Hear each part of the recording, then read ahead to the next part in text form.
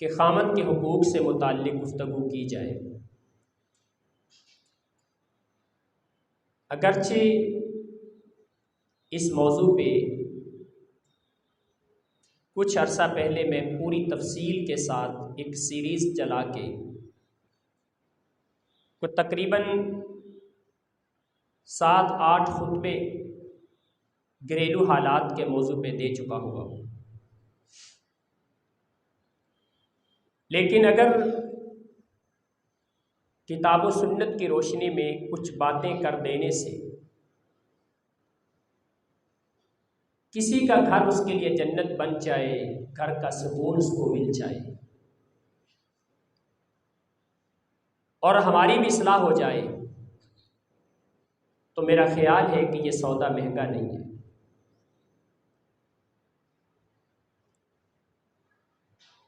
اللہ تعالیٰ نے گھر کے اندر ایک خامند اور بیوی کو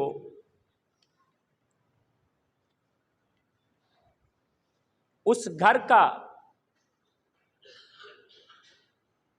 دونوں کو گھر کی اکائی بنایا ہے، دونوں نے مل کے چلنا ہے، اور ہماری ایک مثال ہے کہ دونوں گاڑی کے 2 پہیے ہیں۔ خامند اور بیوی کو ایک دوسرے کے حقوق ادا کرنے ہوں گے، تبھی جا کے گھر جنت بنتا ہے، گھر سکون کی جگہ بنتا ہے۔ اس میں جہاں بیوی کو قربانیاں دینی پڑیں گی، وہاں پر خامند کی بھی ذمہ داریاں ہوں گی۔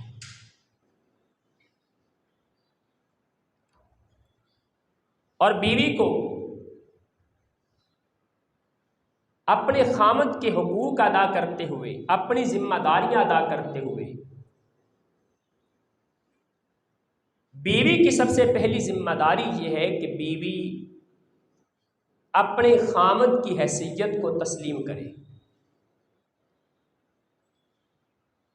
صرف خامند نہیں ہے، وہ صرف ایک مرد نہیں ہے،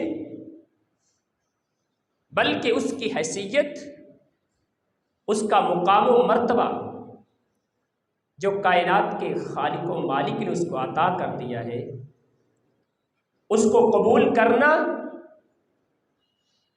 اس سے بیوی کی زندگی بھی پرسکون بنتی ہے، خامند کی زندگی بھی پرسکون بنتی ہے۔ خامند کی حیثیت کیا ہے؟ خامند کا مقام و مرتبہ کیا ہے؟ اللہ تعالیٰ نے قرآن مقدس میں بیان کر دیا، الرجال قوامون علی النساء، اللہ نے مردوں کو عورتوں پر، بیویوں پر حاکم اور نگران مقرر کر دیا ہے۔ نگرانی کا کام، حاکمیت کی ذمہ داری، یہ منصب، یہ عہدہ، یہ اللہ نے خامند کے سر پہ سجا دیا ہے۔ اور جب تک بیوی اپنے خامند کی حیثیت کو تسلیم نہیں کرتی کہ یہ گھر کا نگران ہے، یہ گھر کا مالک ہے، یہ اس گھر کا ذمہ دار ہے، اس کو اللہ نے حاکم اور قوام بنایا ہے، اس وقت تک وہ بیوی اپنے خامند کے حقوق ادا نہیں کر سکتی۔ اسی موضوع کی تیاری کرتے ہوئے میری نظروں سے ایک حکایت گزری، اگرچہ یہ مقام حکایتیں بیان کرنے کا نہیں، لیکن بات بڑی سمجھنے کی ہے۔ میں آپ کو مختصر طور پہ اس حکایت کا خلاصہ آپ کے سامنے رکھ دیتا ہوں۔ ایک آدمی کسی کمپنی میں جاب کے لیے گیا، مینیجر کی جاب تھی،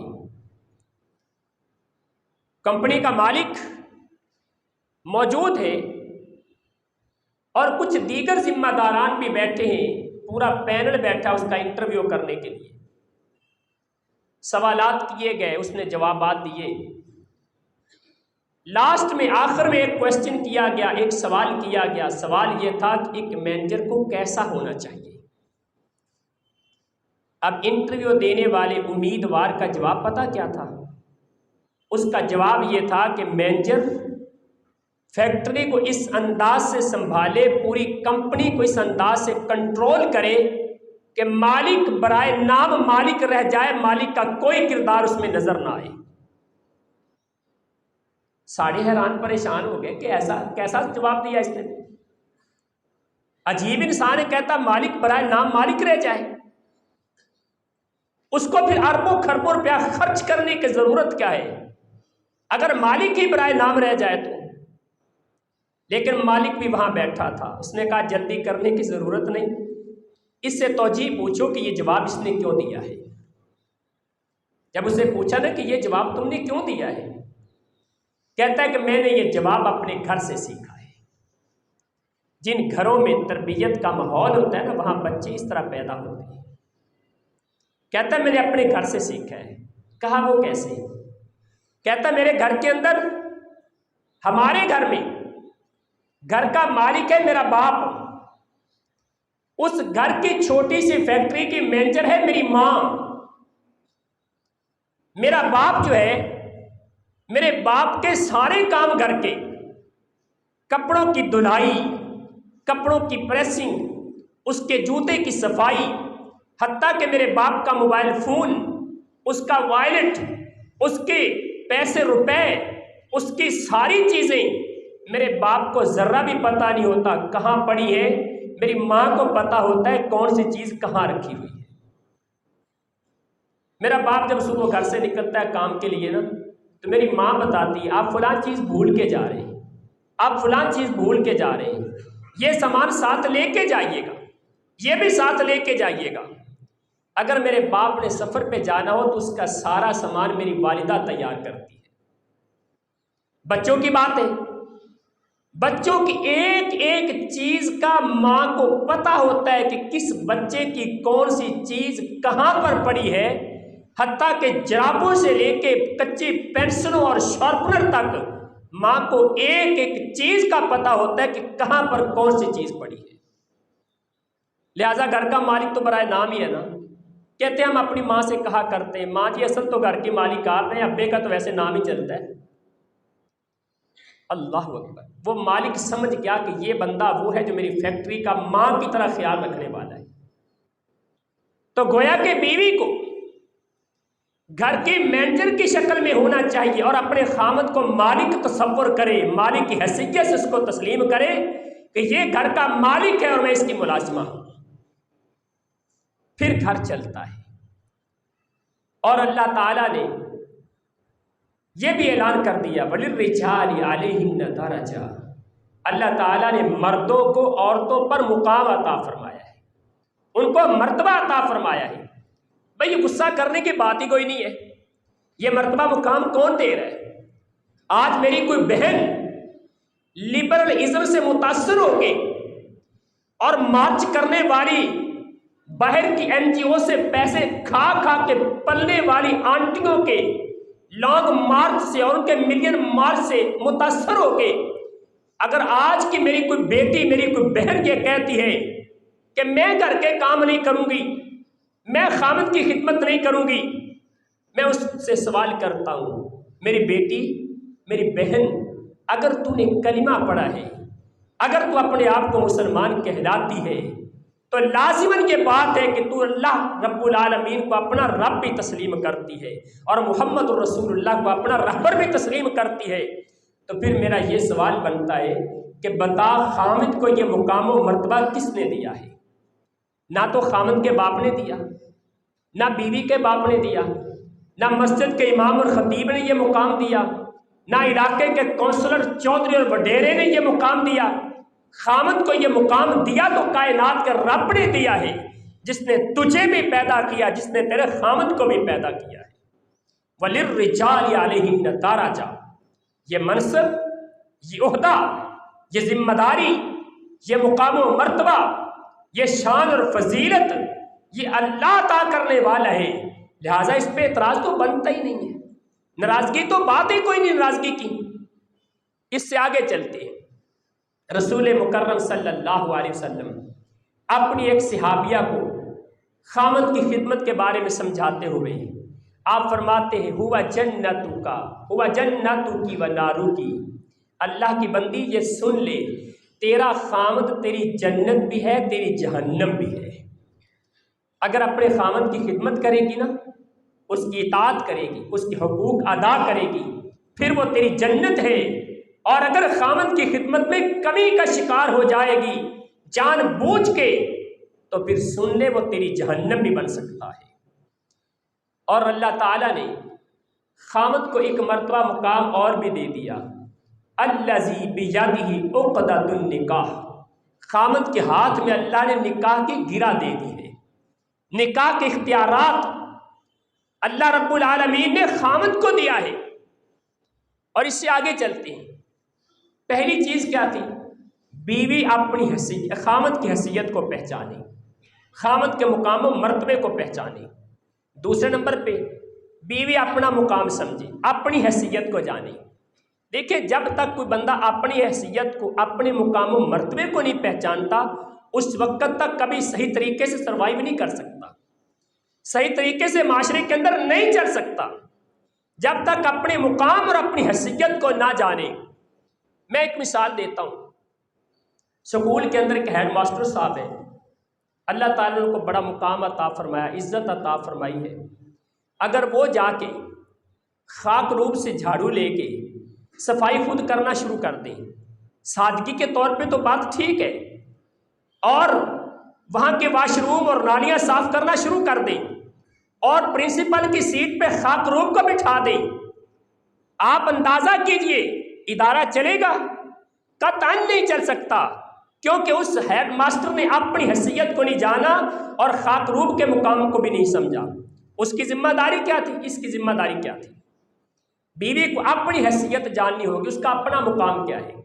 سب سے پہلے نمبر پہ بیوی کا مقام یہ ہے، بیوی اپنے خامد کے لیے سکون کا باعث ہے۔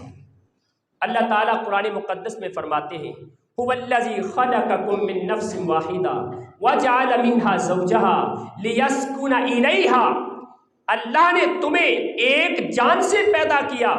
آدم علیہ السلام اکیلے پیدا کیے گئے تھے، پھر ان سے اللہ نے ان کی بیوی پیدا کی، پھر اللہ تعالیٰ نے انسانیت کو پیدا کیا۔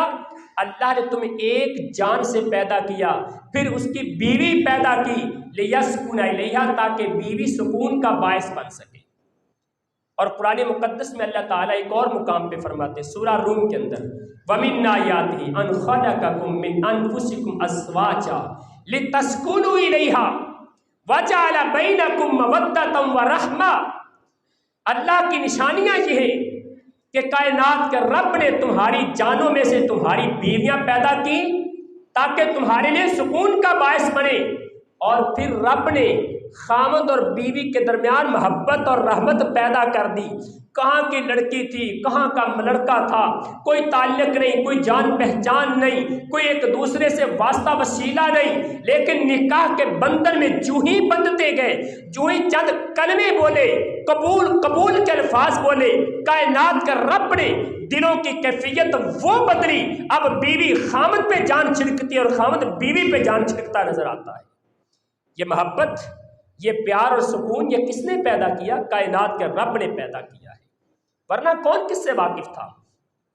اور پھر بیوی کی دوسری حیثیت کیا ہے؟ بیوی کی دوسری حیثیت یہ ہے کہ اللہ تعالیٰ نے بیوی کو مخدومہ بنایا ہے۔ بیوی خادمہ نہیں ہے، وہ گھر کی نوکرانی نہیں ہے، وہ مخدومہ ہے۔ اور جانتے مخدومہ کون ہوتی؟ جس کی خدمت کی جائے، جو خدمت کے قابل ہے۔ بھائی دیکھیں، بیوی کو بیوی کا کھانا ہے نا، کھانا پینا، اس کا انتظام کس کی ذمہ داری ہے؟ خامد کی ذمہ داری ہے۔ بیوی کے لباس کی ذمہ داری خامد کی ذمہ داری ہے، اس کے لیے رہائش کی ذمہ داری خامد کی ہے، اس کے علاج کی ذمہ داری خامد کی ہے۔ بیوی کی ایک ایک ضرورت کو پورا کرنا خامد کی ذمہ داری ہے۔ وہ کولو کے بیل کی طرح، چکی کے گدے کی طرح سارا دن کام کرے، کما کے لائے اور لا کے اپنی بیوی پہ خرچ کرے۔ اس سے بیوی بھی خوش ہے، اس کو ثواب بھی ملتا ہے، اس کی ذمہ داری بھی پوری ہوتی ہے۔ یہ خامد کی ذمہ داری ہے، وہ تو مخدومہ ہے، وہ تو گھر میں آرام اور سکون کی زندگی بسر کرتی ہے، چھت کے سائے میں بیٹھی ہے۔ خامد کہاں کہاں تپتی دھوپ میں کڑتا ہے، کہاں کہاں گاڑیوں کے دھکے کھاتا ہے، لمبے لمبے سفر کرتا ہے، کہاں پہ اپنے افسروں کی جھڑکیاں برداشت کرتا ہے، کہاں پہ مالکوں کے ٹھٹے کھاتا ہے، کہاں پہ لوگوں کے تانے سنتا ہے، کہاں پہ لوگوں کے دھوکے برداشت کرتا ہے، کہاں پہ لوگوں کی باتیں اپنے دل دماغ میں قبرستان کے اندر دفن کرتا چلا جاتا ہے، لیکن ایک ایک روپیہ اکٹھا کر کے اپنی بیوی کے لیے لے کے آتا ہے تاکہ گھر کی زندگی سکون کی بن سکے۔ تو یہ تو مخدومہ ہے، اس کو اللہ تعالیٰ نے خدمت کے لیے، خدمت کی حیثیت سے پیدا کیا ہے۔ اور بیوی کی، اب بیوی کی اگر تیسری ذمہ داری جو ہے، ماں کے قدموں میں جنت ہے نا، لیکن ماں کے قدموں میں جنت یوں ہی نہیں آ گئی، خاوند کی وجہ سے آئی ہے۔ شادی نہ کرتی، خاوند کی حیثیت کو تسلیم نہ کرتی، اپنے خاوند کے حقوق ادا نہ کرتی، اور بچے پیدا نہ ہوتے، کبھی بھی ماں نہ بن سکتی اور کبھی اس کے قدموں تلے جنت نہ آ سکتی۔ اگر آج عورت کے قدموں تلے جنت ہے تو اس میں خاوند کا کردار ہے۔ اس سے آگے چلتے ہیں، چوتھے نمبر پہ بیوی نے اپنے مقام کو سمجھا ہی نہیں، اس کی اپنی حیثیت کو جانا ہی نہیں۔ اس سے تھوڑی عزت اور کیا ہو سکتی ہے؟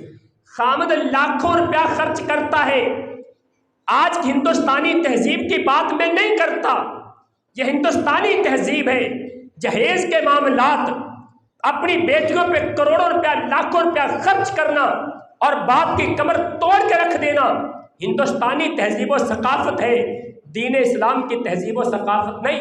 دین اسلام تو یہ کہتا ہے ساری ذمہ داری مرد کی ہے، گھر کے سامان کی، گھر کے عیشوں کی، گھر کے آرام کی ذمہ داری خاوند کی ہے، وہ کرے۔ اور لاکھوں روپیہ خرچ کر کے بڑے عزت کے ساتھ، بڑے پروٹوکول کے ساتھ، خاندان کے افراد کو ساتھ لے کے عزت و احترام میں اپنی بیوی کو اپنے گھر لے کے آتا ہے۔ بتائیں لے کے جانے والا کون ہے؟ وہ خاوند ہے، اور جس کو لے کے آ رہا اس کی عزت کتنی کہ اس کو پروٹوکول سے لا رہا ہے۔ بیوی نے اپنی حیثیت کو نہیں سمجھا، اللہ توفیق عطا فرما دے۔ اور بیوی کی ذمہ داریوں میں تیسری بڑی ذمہ داری وہ یہ ہے کہ بیوی اپنی ذمہ داری کا احساس کرے، جو ذمہ داری اللہ نے اس کو دے دی ہے نا، اس ذمہ داری کو محسوس کرے، اس کو پورا کرے۔ رسول مکرم صلی اللہ علیہ وسلم نے فرمایا وَالْمَرْأَةُ رَاعِيَةٌ فِي بَيْتِ زَوْجِهَا وَوَلَدِهِ وَهِيَ مَسْئُولَةٌ عَنْهَا۔ کائنات کے رب نے عورت کو گھر کی نگران، گھر کی ذمہ دار بنایا ہے۔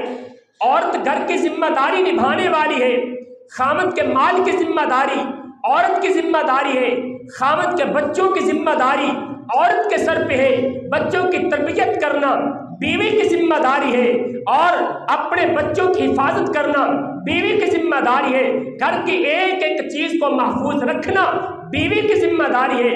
قیامت کا دن ہوگا، اللہ تعالیٰ بیوی کی ذمہ داری سے سوال کرے گا، اگر اس میں کمی کا شکار ہوگی تو اللہ کا جواب دینا پڑے گا۔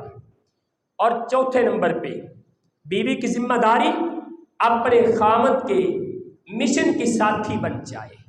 خاوند کا جو مشن ہے نا، خاوند جو کام کر رہا ہے اس کام میں اپنے خاوند کی ہمدرد، اس کے معاون، اس کی مددگار بنے، اچھے مشورے دینے والی بنے، اپنے خاوند کے لیے رکاوٹ پیدا کرنے والی نہ ہو۔ قربان جائے رسول مکرم صلی اللہ علیہ وسلم جب شادی ہوگی نا سیدہ خدیجہ سے، شادی کے کچھ دنوں بعد اللہ کے رسول صلی اللہ علیہ وسلم گھر میں بیٹھے ہیں اور تھوڑا پریشان سے بیٹھے ہیں۔ سیدہ خدیجہ نے سوال کر لیا میرے سرتاج پریشان کیوں بیٹھے ہیں؟ فرمایا خدیجہ مجھے لگتا ہے ہو سکتا ہے تیرا اور میرا نبھا نہ ہو۔ کہا وہ کیسے؟ اللہ اکبر۔ کہا اس طرح کہ میں ایک غریب گھرانے سے تعلق رکھتا ہوں، مجھے مال و دولت سے محبت نہیں ہے، مال و دولت سے مجھے کوئی پیار نہیں ہے، تم مالدار عورت ہے، مکہ کے اندر سب سے خوبصورت مکان تیرا ہے، بڑے بڑے مالداروں میں تیرا نام سر فہرست آتا ہے، اور تم مالدار، میں مال سے محبت نہیں کرنے والا، ہمارا گزارا کیسے ہوگا؟ سیدہ خدیجہ رضی اللہ تعالی عنہا فرماتی ہے میرے سرتاج جاؤ مکہ کے فلاں سردار کو فلاں سردار کو فلاں سردار کو مکہ کے سرداروں کو بلا کے لے کے آؤ۔ پیغمبر کائنات محمد رسول اللہ صلی اللہ علیہ وسلم، ابھی آپ کو نبوت اور رسالت نہیں ملی، ابھی آپ نے اعلان نہیں کیا نبوت اور رسالت کا۔ آپ مکہ کے سرداروں کو اکٹھا کر کے لے آئے، سیدہ کے گھر میں اکٹھے ہو گئے۔ سیدہ فرماتی ہے مکہ کے سرداروں، میں تم سب کو گواہ بنا کے میں یہ کہنا چاہتی ہوں، میرے پاس جتنا مال ہے، میرے مال کی ایک ایک پائی تک لے کے سارا مال آج کے بعد میرا نہیں محمد کا ہے صلی اللہ علیہ وسلم۔ سارا مال پیغمبر کائنات کے قدموں میں نچھاور کر دیا۔ میرے سرتاج اب جہاں چاہتے اس کو خرچ کر سکتے۔ بیوی اپنے خامد کے مشن کے ساتھی بنی۔ پھر رسول اللہ صلی اللہ علیہ وسلم جب آپ غار ہرا میں جاتے تھے نا، کئی دن عبادت کرنے کے لیے آپ وہاں رہا کرتے تھے۔ مال و دولت سیدہ خدیجہ کے پاس تھا، تجارت کا کام چلتا تھا۔ سیدہ کہہ سکتی تھیں اگر پیغمبر کائنات علیہ السلام نبوت اور رسالت کے اعلان سے پہلے سیدہ خدیجہ کا مال لے کے تجارت کی غرض سے ملک شام جایا کرتے تھے تو اب بھی تو جانا بنتا تھا۔ اب تو مال اپنے گھر کا تھا، اب تو جانا زیادہ ضروری تھا تاکہ پرافٹ ہو، تاکہ پیسہ اکٹھا ہو، تاکہ مال تجارت میں لگے۔ لیکن پیغمبر کائنات تو غار ہرا میں کئی دن جا کے گزارا کرتے تھے۔ سیدہ خدیجہ نے ایک دن بھی اعتراض نہیں کیا کہ آپ تجارت کیوں نہیں کرتے، کاروبار کیوں نہیں کرتے، اس غار میں کتنے دن بیٹھے رہتے ہیں، آپ کو گھر کا کوئی خیال نہیں، بچوں کا کوئی خیال نہیں، اپنے کاروبار کا کوئی خیال نہیں۔ سیدہ نے ایک دن بھی اعتراض نہیں کیا، بلکہ اس سے اگلی بات بڑے کمال کی ہے۔ سیدہ خدیجہ رضی اللہ تعالی عنہا گھر سے تازہ کھانا تیار کرتی، وہ کھانا پیک کر کے اور جبل احد پہ چڑھ، جبل نور پہ جہاں پہ غار ہرا تھی اس پہاڑ کی بلندی پہ چڑھتی۔ جو میرے بزرگ اور بھائی حج عمرہ کرنے کے لیے گئے ہیں، جبل نور کو دیکھا ہے، غار ہرا کی طرف گئے ہیں، انہیں پتا ہے ایک طاقتور قوی مرد کے لیے وہاں چڑھنا کتنا مشکل ہے۔ یہ عمر رسیدہ عورت 40 سال کی عمر میں رسول اللہ سے شادی ہو رہی ہے، اور پیغمبر کائنات علیہ السلام جب آپ نبوت کا اعلان کرتے ہیں اس وقت سیدہ خدیجہ کی عمر 50 سال کو کراس کر رہی ہے، لیکن یہ عمر رسیدہ عورت کھانا تیار کر کے پہاڑ کی چوٹی پہ چڑھ کے غار کی گہرائیوں میں اتر کے اللہ کے رسول کو جا کے تازہ کھانا پیش کیا کرتی تھی۔ خامد کی خدمت ہے، خامد کے سکون، خامد کے منہج کے اندر اس کی معاملت ہے۔ اور جناب ابو دہدہ رضی اللہ تعالیٰ عنہ رسول اللہ کے صحابی ہے۔ ابو دہدہ رضی اللہ تعالیٰ عنہ اللہ کے رسول کے پاس آئے، کہا اللہ کے رسول میرا جو باغ ہے نا کھجوروں کا باغ، اس باغ کے اندر فارم ہاؤس جناب ابو دہدہ کا گھر اسی باغ کے اندر موجود ہے۔ کہا اللہ کے رسول اللہ تعالیٰ نے قرآن مجید میں آیت نازل کی ہے، رب کے راہ میں اپنی محبوب چیزیں خرچ کر دو، میں اپنا باغ اپنے محل سمیت اللہ کے راہ میں دیتا ہوں۔ اپنا باغ بھی دے کے آئے، اپنا محل بھی دے دیا، محل کا سارا سامان بھی دیا۔ رسول اللہ صلی اللہ علیہ وسلم نے قبول فرمایا۔ بڑی خوشی کے ساتھ نا جب گھر کی طرف آئے، اب باغ کے اندر داخل نہیں ہوئے، کیوں کہ یہ باغ تو میں نے رب کی راہ میں دے دیا ہے۔ باغ کے باہر کھڑے ہو کے نا ام دہدہ کو آواز دیتے ہیں، ام دہدہ بچوں کی انگلی پکڑو، بچوں کو لے کے باہر آ جاؤ، کوئی چیز نہیں اٹھانی، میں نے سارا باغ کا سارا سامان، گھر کا سامان میں نے اللہ کی راہ میں دے دیا ہے۔ ام دہدہ رضی اللہ تعالی عنہ روا بیلا نہیں کیا، روئی پیٹی نہیں، ابو دہدہ کو یہ نہیں کہا تم نے کیا کیا، رہیں گے کہاں پہ، گزارا کیسے کریں گے، روزگار کیا ہوگا، کھائیں گے کہاں سے، پئیں گے کہاں سے، ایک سوال بھی نہیں کیا، بلکہ کیا کہا ابو دہدہ تو نے پوری زندگی کے اندر سب سے نفع والا کام یہی کام کیا ہے۔ بیوی اپنے خامد کے مشن کے ساتھی بن جائے۔ پیغمبر کائنات علیہ الصلوۃ والسلام آپ کے ازواج کے بارے میں موجود ہے، وَكَانَتْ زَوْجَاتِ النَّبِيِّ صلی اللہ علیہ وسلم عَابِدَاتٌ طَائِعَاتٌ يَتَحَمَّلْنَ مَعَهُ نَوَائِبَ الدَّهْرِ وَتَبِعَاتِ الدَّعْوَةِ وَعِشْنَ عِيشَةَ الْكِفَافِ الَّتِي تَسُدُّ الْحَاجَةَ۔ पैगम्बर कायनात की अज़वाज मुतहरात के बारे में तारीख इस बात को कलम करती है, इस बात को नोट करती है कि अल्लाह के प्यारे पैगम्बर की बीवियाँ, हमारी माएँ, अज़वाज मुतहरात, इबादत करने वाली, रातों को जागने वाली, नमाजों की पाबंदी करने वाली और पैगम्बर कायनात की फर्मा बरदारी करने वाली थी। या तहम्मलना माहू नवाइबुद्दहरी, ज़माने की मुसीबतें आती, जंगों के हालात आते, परेशानियाँ आती, दुश्मन की तरफ से रुकावटें पैदा होती, लेकिन इसके बावजूद नबी की बीवियों ने एक दिन भी शिकवा नहीं किया।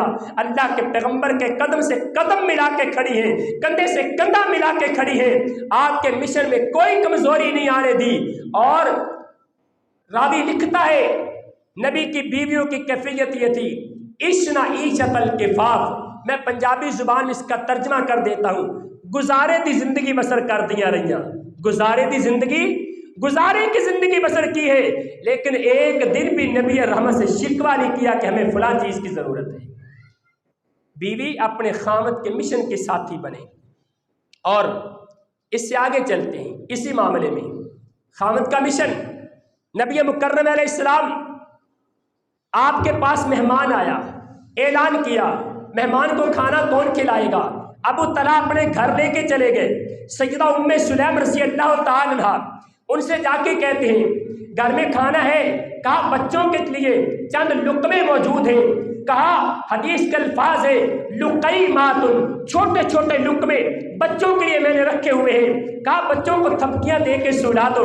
जो माँ अपने भूखे बच्चों को थपकियां दे के सुलाए, उस माँ के दिल से पूछो उस पर क्या गुजरती है, कितनी मुश्किल से अपने भूखे बच्चों को सुला सकती है। लेकिन ये भी माँ है, अल्लाह के पैगंबर ने अपना मेहमान भेजा, खामद साथ लेके आया, खामद से शिकवा नहीं किया, तेनू पता नहीं सी कार सब्जी नहीं सीगी, तेनू नहीं पता कार की चीज़ा ने, तू नाल परामने चुके हुए ने। अल्लाह अकबर, ना ना कोई ऐसी बात नहीं की, बल्कि चिराग खुद बुझाया और पैगंबर कायनात के मेहमान को खाना खिला दिया।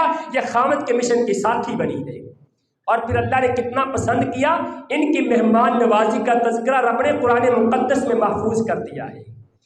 बीवी की जिम्मेदारियों में से पांचवी जिम्मेदारी अपने खामद की खिदमत करना है। आज दुनिया ने गलत पट्टी पढ़ा दी, अपना खाना खुद गर्म करो, अपना मौजा खुद तलाश करो, अपने घर की सफाई खुद करो। ये खामद का खाना गर्म ना करने वाली फिर होटलों में जाके वेटर की ड्यूटी करती नजर आती है, फिर सड़कों के धक्के खाती नजर आती है। लेकिन मैं अपनी बेटी से कहना चाहता हूँ, अपनी बहन से कहना चाहता हूँ, अपने खामद की खिदमत कर ले, इससे अल्लाह ताला तुझे जन्नत अता फरमा देगा।